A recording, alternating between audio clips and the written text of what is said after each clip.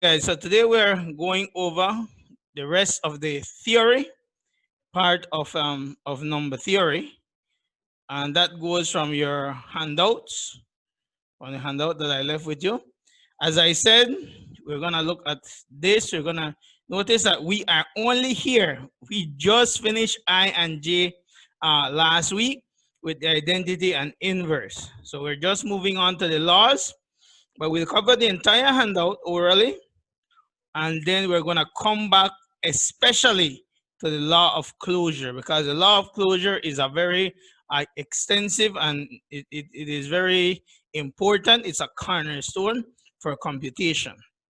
So it says the law of closure states that a set of numbers is closed under an operation if the operation is performed on any two members of a set of the ones above, natural and so on, and the result is also a member of the set.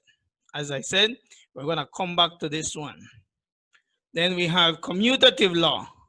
And the commutative law for arithmetic operations deals with the order in which the operation is performed, does not change the result. So we said, looked at this before, we said 2 plus 3 equals 3 plus 2. All right. Associative law for an arithmetic operation deals with the grouping of numbers where the result is the same. And again, we looked at this before.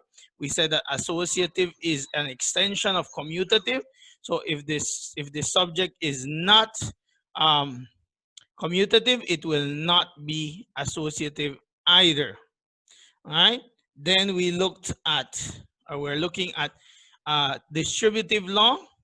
And the distributive law for arithmetic operations deals with the multiplication of numbers by each of the elements within the bracket. Each of the elements found within the bracket. All right, so we looked at that before as well. So we are beginning now.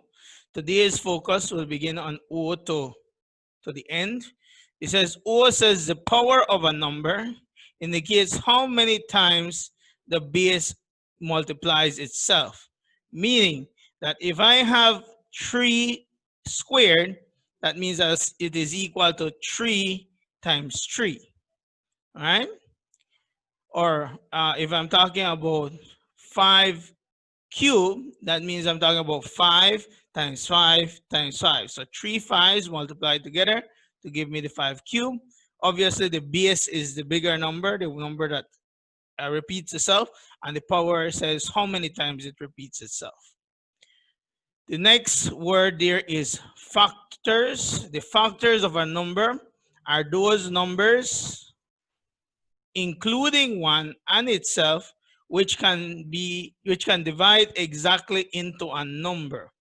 All right, so factors of a number is a number, or are the numbers, are those numbers which include 1 and itself, which can divide exactly into a number. So if, for example, the factors of 6 obviously are 1 and 6.